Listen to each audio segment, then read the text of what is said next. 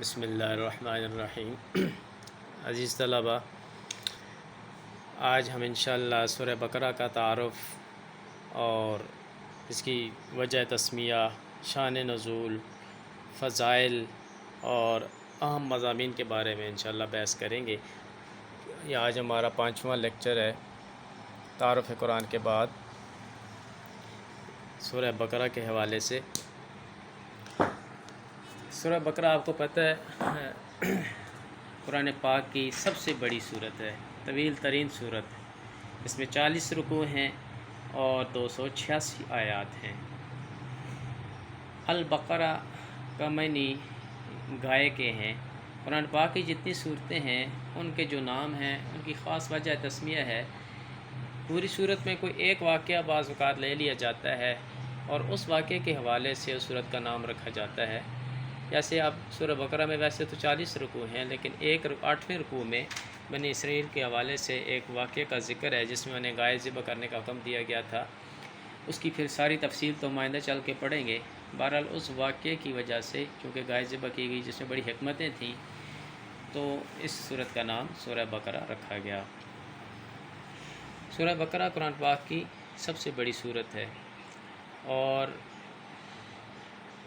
یہ سورت جو ہے مضامین کے اعتبار سے اہم ترین سورت ہے، کیونکہ اس میں اللہ تعالیٰ نے تقریباً سارے احکامات جن کا اکثر تعلق سورہ بقرہ سے ہی ہے نازل فرمائے، جس میں عبادات کے بھی شرعی احکام ہیں، جہاد وغیرہ کے احکامات ہیں، لین دین کے، انفاق فی سبیل اللہ، ہر قسم کے عائلی زندگی کے احکامات، یہ سارے اس میں اللہ تعالیٰ نے سورہ بقرہ میں ہی نازل فرمائے۔ اس لیے حضرت عمر رضی اللہ تعالیٰ عنہ نے کئی سالوں میں سورہ بقرہ سیکھی تھی۔ اور نزول کے اعتبار سے یعنی زمانہ نزول کے اعتبار سے یہ مدنی سورت ہے، مدینہ میں نازل ہوئی۔ تو شان نزول اس کے یہ ہے کہ مکہ میں تو مشرکین کے ساتھ زیادہ واسطہ تھا مسلمانوں کا، اور اللہ کے حکم سے اور آپ صلی اللہ علیہ وسلم کے ساتھ جب مسلمانوں نے ہجرت فرمائی مدینہ میں، تو مدینہ میں جو حالات تھے وہاں یہود عرصے سے رہ رہے تھے، اور مدینہ میں آ کے پھر آپ صلی اللہ علیہ وسلم اور صحابہ کرام کو، آپ کے ساتھیوں کو، مسلمانوں کو ایک ریاست عطا کی گئی اللہ کی طرف سے، مدینہ کی ریاست۔ تو اس ریاست کے حوالے سے پھر اس میں یعنی کیسے رہنا ہے، تمدن کے اعتبار سے جو احکامات ہیں وہ دیے گئے، اور یعنی ضرورت تھی کہ تمدن کے احکامات معاشرت کے، معیشت کے سکھائے جائیں، قانون اور سیاست کے متعلق۔ تو یعنی اس ضرورت کے تحت پھر سورہ بقرہ میں یہ سارے احکامات اللہ رب العزت نے نازل فرمائے۔ اور مکہ میں تو صرف مشرکین کے ساتھ واسطہ تھا جو بت پرست تھے، مسلمانوں کے ساتھ واسطہ تھا۔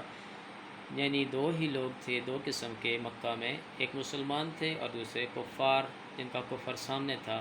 لیکن جب مدینہ تشریف لے آئے آپ صلی اللہ علیہ وسلم، تو وہاں پھر ایک تیسرے گروہ کا بھی سامنا کرنا پڑا جن کو ہم منافقین کہتے ہیں۔ سورہ بقرہ کے دوسرے رکوع میں پھر ہم اس کی تفصیل پڑھیں گے۔ تو یعنی یہاں سورہ بقرہ میں پھر منافقین کے بارے میں، ان کی صفات کیا ہیں، ان کا کردار کیا تھا، ان سے باخبر رکھنے کے لیے آیات نازل ہوئیں، تو یہ بھی شان نزول میں شامل ہے۔ تیسرا یہ کہ یہود کے جو عقائد ہیں، یہود کے 3 قبائل مدینہ میں رہتے تھے، بنو قریظہ، بنو نذیر اور بنو قینقاع، جو بنی اسرائیل یعنی ان کی اولادوں سے آ رہے تھے، انبیاء کی اولادوں میں سے تھے یہ، لیکن بگڑے ہوئے لوگ تھے۔ انہوں نے اپنی کتابوں میں تحریف کر دی تھی، عقائد بگڑ گئے تھے، حضرت علیہ السلام کو اللہ کا بیٹا مانتے تھے اور کتابوں میں تحریف کر دی تھی۔ تو ان کے حالات، ان کے عقائد کا تجزیہ کیا گیا اور مسلمانوں کو ان کے عقائد کے بارے میں بتایا جانا تھا۔ تو یہ بھی ایک شان نزول ہے، یہ ساری چیزیں اس میں، اور بلکہ یہود کے بارے میں غالباً 9 رکوع تفصیلات ہیں کہ ان کے اندر جو خرابیاں تھیں تاکہ یہ امت ان خرابیوں سے بچ سکے۔ اور ایک یہ کہ اگر چونکہ مسلمانوں کو ایک چھوٹی سی ریاست میسر آ گئی، اب سارا عرب، سارے کفار مسلمانوں کے خلاف ہو گئے، تو اب انہوں نے مسلمانوں کو ان کے مقابلے میں جو تکالیفیں آئیں، پھر مدنی زندگی میں آپ کو پتہ ہے آپ صلی اللہ علیہ وسلم کے 10 سال جہاد و قتال میں گزرے، تو اب ان تکالیف پر صبر اور استقامت کی تلقین کی گئی ہے۔ تو اور یہ آنے والے حالات کے تحت اللہ تعالیٰ نے یعنی ایسی آیات اتاری جس میں مسلمانوں کو آزمائشوں پر صبر کی تلقین کی گئی۔ بعض اوقات یعنی ایک آیت کے مختلف شان نزول ہو سکتے ہیں کہ ایک واقعہ ایک جگہ ہوا، ایک اور جگہ دوسرا واقعہ ہوا، اور اس کے بعد کوئی آیت نازل ہوئی، تو گویا وہ دونوں واقعات شان نزول میں سمجھے جائیں گے۔ تو بعض اوقات جہاد اور قتال یعنی جو جنگیں ہوئیں ان سے پہلے کچھ ہدایات آ جاتی، اور بعض اوقات ان کے نتائج میں جو مسلمان شہید ہوئے اور جو آزمائشیں آئیں تو بعد میں صبر کی اور ان پر اجر کی کا معجزہ سنایا گیا، صبر کی تلقین کی گئی۔ تو یہ شان نزول کی چند اہم چیزیں تھیں۔ باقی سورہ بقرہ کی چند خصوصیات ہیں، مثلا میں نے عرض کیا کہ یہ طویل ترین سورت ہے، اور دوسرا افضل ترین آیت پورے قرآن پاک کی وہ آیت الکرسی، وہ بھی اسی میں دی گئی ہے۔ اور اسی طرح آیت مداجنت ہے، لین دین کی آیت، جس میں قرض کے بارے میں احکامات ہیں، اور حتیٰ کہ باپ بیٹا بھی لین دین کریں، سگے بھائی بھی کریں تب وہ گواہ مقرر کریں، لکھ لیں، وہ سارے احکامات آیت نمبر 282 میں، یہ جو قرآن پاک کی طویل ترین آیت ہے، آیت مداجنت، وہ بھی اسی میں ہے۔ اس طرح قرآن پاک کی سب سے آخری آیت بعض علماء کے نزدیک وہ بھی سورہ بقرہ میں نازل ہوئی، وَاتَّقُوا یَوْمًا تُرْجَعُونَ فِیہِ إِلَى اللَّهِ، جس میں آپ صلی اللہ علیہ وسلم کا اللہ کی طرف جانے مثال مبارک کا اشارہ تھا۔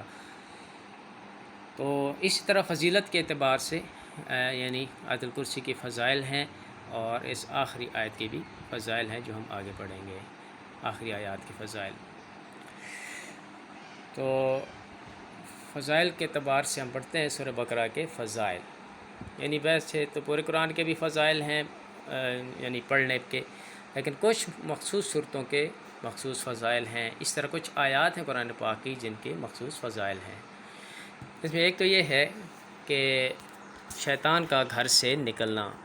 آپ صلی اللہ علیہ وسلم نے فرمایا کہ جو آدمی سورہ بقرہ کی تلاوت کرے گا تو اس گھر میں شیطان داخل نہیں ہو سکتا، شیطان اس گھر سے نکل جائے گا۔ نمبر 2، جو شخص سورہ بقرہ کی تلاوت کرے گا تو جنت میں اللہ تعالیٰ اسے ایک تاج پہنائیں گے، یعنی ایک عزت اور شرف کا مقام ہے کہ اللہ تعالیٰ اس کو جنت میں ایک بہت عمدہ تاج پہنائیں گے۔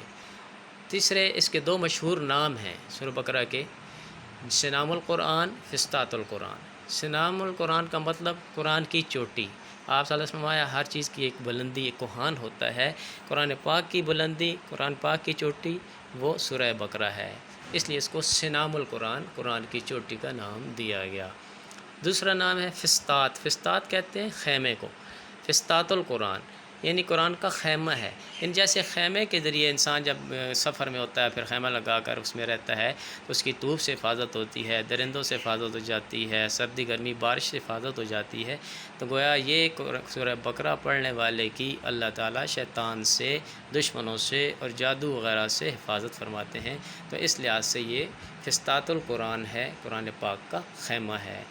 شارٹ کوسچن میں بھی اکثر یہ آتے رہتے ہیں کہ سورہ بقرہ کے مشہور 2 نام لکھیں یا 2 صفاتی نام لکھیں۔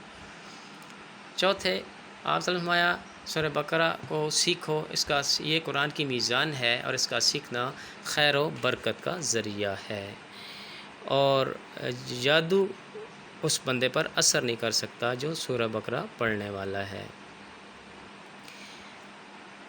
آگے بروز قیامت سفارش، یعنی قیامت کے دن یہ دونوں صورتوں کے بارے میں آیا ہے، سورہ بقرہ اور سورہ آل عمران، کہ اپنے پڑھنے والے کی سفارش کریں گی۔ اس طرح آخری آیات کی فضیلت آتی ہے، آمن الرسول بما انزل الیہ من ربہ والمؤمنون سے لے کر نہیں بلکہ لا یکلف اللہ نفسا، یہاں سے لے کر اگلی آیت، یہ جو آخری آیات ہے سورہ بقرہ کی، تو ان کی بہت فضائل آئے ہیں۔ اللہ تعالیٰ آپ صلی اللہ علیہ وسلم فرمایا مجھے عرش کے خزانہ سے چند خاص چیزیں ملی جن میں سے سورہ بقرہ کی آخری 2 آیات بھی ہیں۔ فرمایا جو یہ آیات حضرت علی فرماتے ہیں کہ میں نہیں سمجھتا کہ کوئی شخص عقل مند ہو اور پھر یہ 2 آیات کو پڑھے بغیر سو جائے۔ ایک روایت میں آتا ہے کہ جو ان دونوں آیات کی تلاوت کرے گا تو اس کے لیے کافی ہو جائیں گی، اور دوسری روایت میں آتا ہے کہ جن و انس کے شر سے وہ بندہ محفوظ ہو جائے گا۔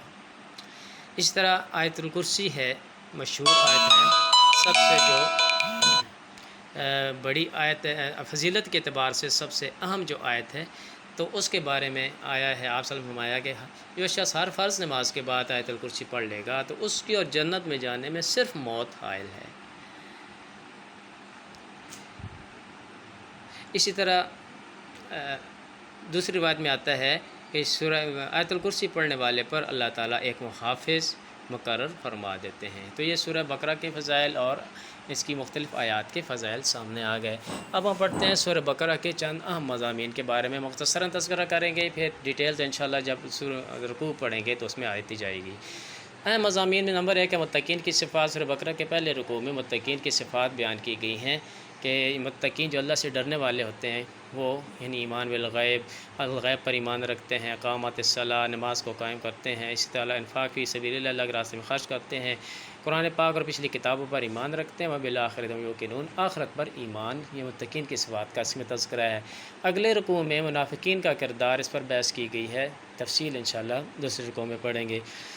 تیسرے اس میں آدم علیہ السلام کو اللہ تعالیٰ نے مبعوث فرمایا خلیفہ بنا کر، تو پھر ابلیس جو شروع سے خیر و شر ساتھ ساتھ ہیں تو کس طرح اس نے بہکانے کی کوشش کی، اور یہ سارا واقعہ چوتھے رکوع میں غالباً بیان ہوا ہے، آدم و ابلیس، واقعہ آدم و ابلیس۔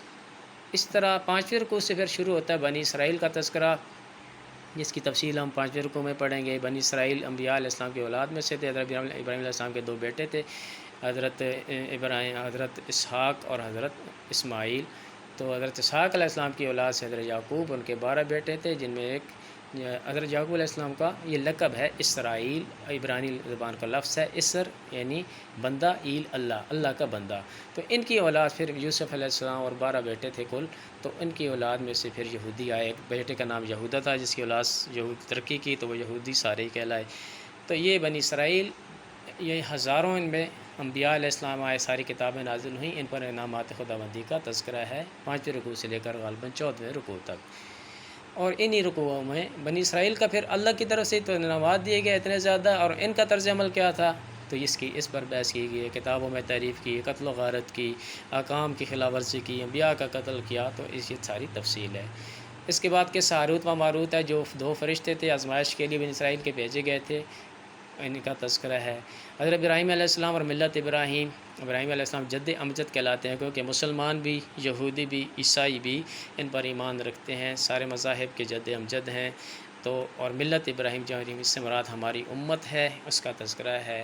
اور اس میں ابراہیم علیہ السلام کی آپ صلی اللہ علیہ وسلم کے لیے دعائیں ہیں، جس میں مانگا گیا ہے آپ صلی اللہ علیہ وسلم کو تحویل قبلہ، یعنی قبلہ کی تبدیلی۔ مسلمان پہلے بیت المقدس کی طرف منہ کر کے نماز پڑھتے تھے، آپ صلی اللہ علیہ وسلم کی خواہش تھی کہ بیت الحرام سے جو ہے حرام ہے یہ قبلہ بن جائے بیت اللہ شریف، تو اللہ تعالیٰ نے پھر قبلے کو تبدیل کر دیا، جس کی تفصیل اس میں آئے گی۔ عبادات اور شرعی احکام سارے اکثر جو آئے ہیں وہ سورہ بقرہ میں آئے ہیں، جس میں نماز، روزہ، حج، زکوٰۃ وغیرہ کے احکامات، اور اسی طرح عائلی زندگی کے احکامات، نکاح، طلاق، خلع، عدت اور وراثت وغیرہ کے، عدت وغیرہ کے، اور یعنی یہ سارے احکامات، رضاعت کے احکامات اس میں دیے گئے ہیں۔ اس کے علاوہ جہاد کے احکامات مدینہ میں نازل ہوئی ہے، مکہ میں جہاد کی اجازت نہیں تھی، مدینہ تشریف لے گیا آپ صلی اللہ علیہ وسلم، پھر اللہ کی طرف سے حکم ہو گیا کہ اللہ کے راستے میں ان کو سے لڑو جو تم سے لڑتے ہیں، پھر آگے تفصیلات ہیں۔ تو اللہ کے راستے میں اپنی جان و مال سے جہاد کے، قتال کے احکام، جنگ کے احکام بھی نازل ہوئے، جس میں سب سے پہلے پھر سورہ یعنی بدر کا معرکہ ہوا۔ انفاق فی سبیل اللہ یعنی اللہ کے راستے میں خرچ کرنے کے بارے میں فضائل آئے ہیں، چونکہ اس کا بہت بڑا تعلق ہے اسلام کے ساتھ۔ تو اللہ کے راستے میں خرچ کرنا، چاہے وہ زکوٰۃ کی صورت میں ہو، صدقات کی صورت میں ہو، یا جہاد فی سبیل اللہ، اور اللہ کے راستے میں جنگ کی صورت میں جو خرچ کیا جاتا ہے وہ سارا اس میں شامل ہے، اس کے بارے میں احکامات ہیں، تفصیلات ہیں۔ اور آخر میں آیت مداجنت ہے، غالباً 19ویں رکوع میں۔ دین کہتے ہیں قرض کو عربی میں، لین دین کے اس میں احکامات ہیں، یعنی اگر باپ بیٹا بھی ہوں، بھائی بھائی بھی ہوں، یا اچھے دوست ہوں، بے شک ایک دوسرے پہ اعتبار ہو، تو بھی ایک دوسرے کے ساتھ جب لین دین کریں تو اس کے بارے میں موٹے موٹے جو 12-13 احکامات ہیں کہ وہ لکھ لیں، گواہ موجود ہوں، اور ساری تفصیلات ہیں اس میں۔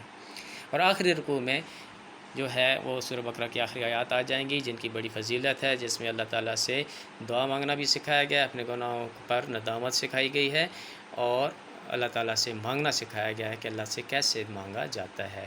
تو یہ سورہ بقرہ کے اہم مضامین ہیں، جن کی کل انشاءاللہ کل سے ہم سورہ بقرہ کا پہلا رکوع شروع کریں گے، جس میں انشاءاللہ پھر ساتھ ساتھ تفصیلات آئیں گی۔ تو اللہ تعالیٰ ہم سب کو قرآن پاک کو صحیح طریقے سے سمجھنے اور اس پر عمل کرنے کی توفیق عطا فرمائے۔ وآخر دعوانا الحمد للہ رب العالمین۔